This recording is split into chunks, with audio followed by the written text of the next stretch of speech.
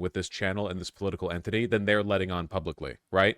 Like, just because they're all on the same payroll doesn't mean they all collaborate. They're not in a streamer house. If their tweets all have the same vibe to them, it's like somebody else is handling them, or at the very least, somebody else is providing instruction on how to handle them, which, again, increases the likelihood of it being knowing collusion. Yeah, they got a Discord, or a Telegram chat, more likely.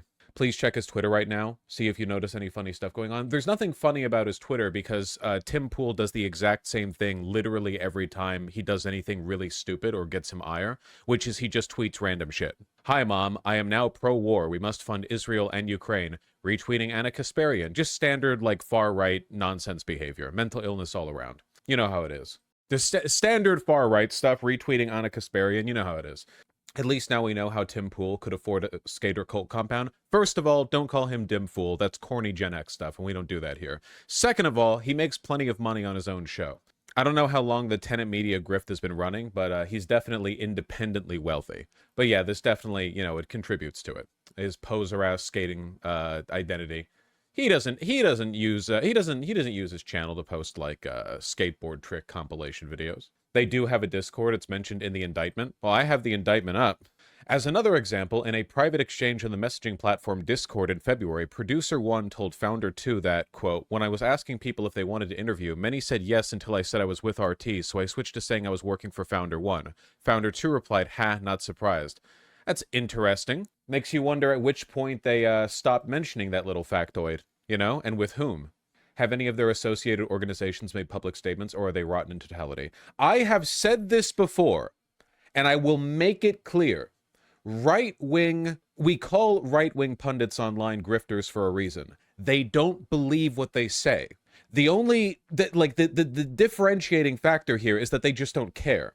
A lot of them will simultaneously lie, but also get sincerely indignant if you challenge them on it. Haven't you ever met like a narcissist or a habitual liar? Haven't you ever met somebody who lies really, really frequently, often for no reason, and if you call them out on a lie, they get weirdly defensive, even though their lie is completely, obviously evident, and it can be proved that it's evident, and there's no benefit to them to maintain the lie, or if to even made it in the first place, but they still get defensive?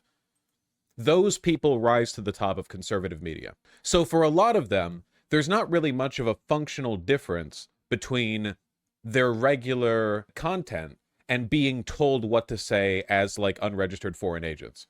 I would say the only conservative pundits who actually believe the stuff they say, I would say are people like What If Alt History.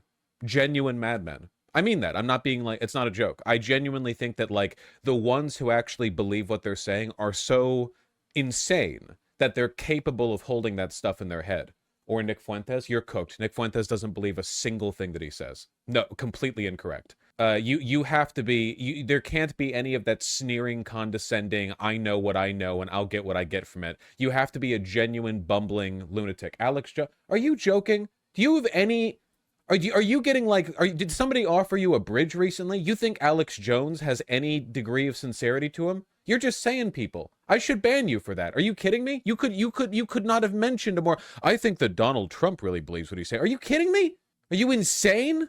You have no idea. Jordan Peterson might believe what he says ever since the brain melt, you know? Suspiciously 400,000 a month shaped chatter. Yum. Like a wad of hundreds. Right here, bulging out in the throat. Yeah, Jordan Peterson doesn't know what he says. That's the difference, yeah. Lauren Shen got fired from the Blaze for this. Blaze Media's fired Lauren Shen. My guess is that Blaze Media also has ties to Russian money, and they're firing Lauren Shen because they don't want there to be a direct and obvious line between them and somebody the DOJ has already pointed out. I fully believe Russian investment can be tied to basically every far-right, quote-unquote, independent media source in the West, or at least some of the larger ones, because it's so easy to influence them. It's so easy. You know, $400,000 a month might seem like a lot, but compared to how much it costs to run a television empire, YouTubers are incredibly easy to buy. U.S. Company One, that's Tenet Media, describes itself as a network of heterodox commentators that focus on Western political and cultural issues and identifies 6 commentators, including Commentator 1 and Commentator 2, as talent. So those are 2 of the 6 YouTubers. Were those one of the people who they admitted to? No, Producer 1 and Founder 2, not Commentator 1 or Commentator 2. Very curious. Did you get a chance to watch Kyle Kalinski's independent media's video the other day? Nope, I don't watch political content on my own time, but he's correct, and I saw the tweet that probably contained the same sentiment. By the way, just to be clear, I've been saying this for years. Independent media was never a thing. Basically, the moment that it became clear that YouTubers could actually change minds, they were targets for every shady investment that you could possibly make. Like, genuinely, the idea that if you're watching something like Breaking Points and you're thinking like, wow, independent media free of financial ties, you're genuinely like fish IQ.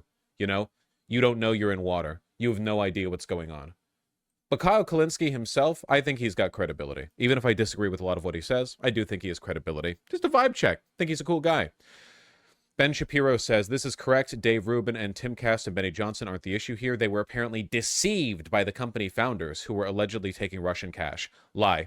This is bullshit, Ben. I work in this industry. Independent media isn't independent if they say yes like a little lapdog to every Tom, Dick, and Harry advertiser wanting to throw money at them. I've never had a conversation with an advertiser and you jam a ad read into a 7-minute video like the corrupt sellout you are. If someone is giving hundreds of thousands of dollars a week or a month or a week, there are strings attached. You know this and you're lying, which is true. And Ben's in on it too, obviously. They're all in on it. None of them believe any of the stuff they say. The founders of Tenet Media are Lauren Shen and her husband, by the way. They knew they were being used by Russia. I guess that explains why Blaze dropped her so quickly, since she's that obviously corrupt. But again, I just want to make it clear, okay? First of all, Russia is not the source of any of this. They provide a lot of funding because they're interested in doing now what America did in the 1950s and 1960s. To fight the global spread of communism, we invested an ungodly number of resources in funding and backing far-right political parties, militias, whatever, all across the world. Now Russia's doing the same thing. We still do the same thing to an extent, but we've got nothing on Russia right now. They're like, disinfo. Their engagement with that kind of thing is a lot more pronounced right now than ours is. We've gone soft, is what I'm saying. Second of all, the removal of Russia from the factor would not like prevent any of this from happening. They're only inflaming and supporting elements of internal division that previously existed. The far right did not get invented by Russia. Third, and I think this is a really important one, people have long said that Russia will fund any viewpoint as long as it sows division in the West. This is incorrect. They will they will promote any viewpoint that is destructive to the West. This is the reason why you see from RT, back when it still operated in America, you'd have far right and far left people, but the far left people they had on were like Hotep types, you know what I mean? Or the people who were so wildly politically ineffective that they couldn't get anything actually done politically, and they only served to like sow division. Like Russian money has never gone towards like Bernie Sanders types. Does that make sense?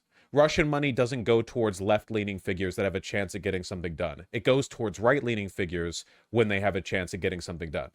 Because Russia is far right. They're not interested in the propagation of genuine left-leaning ideology because genuine left-leaning people don't like Russia. They have done a lot to promote and sow the seeds of that like American diabolist campist political attitude where people on the left think that they're like the be-all end-all of being correct politically is hating America, but for some reason it's okay to be like weirdly apologetic to Russia. That's definitely something they've leaned into.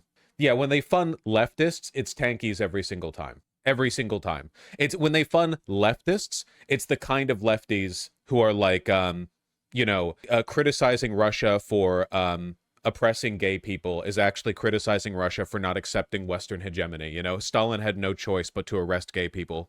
As best indicated by that Jill Stein speech she did, where she had like 12 people behind her, and all of them had signs that were saying, drop Kamala. Like, man, we're not even going to mention Trump. Are you kidding me? You're running as a third-party candidate, and your exclusive rhetorical and political, like, interests is attacking the more left-leaning of the two candidates. Like, there's not a word to mention hitting towards the right. Anyway, I want to make it clear that, like, this is either a much more pronounced issue than people are willing to give it credit for. Resist Libs were right, very sorry. Or there's no functional difference between Tim Pool being funded by Russia and Tim Pool not being funded by Russia. Here's him on Timcast, not Tenet Media. But I don't know that it matters anymore. This is psychotic. Ukraine is the enemy of this country. Ukraine is our enemy, being funded by the Democrats. I will stress this again. One of the greatest enemies of our nation right now is Ukraine. I don't care about the stupid boomer Reddit. That rant went on for a while. It's pretty funny. Like I said,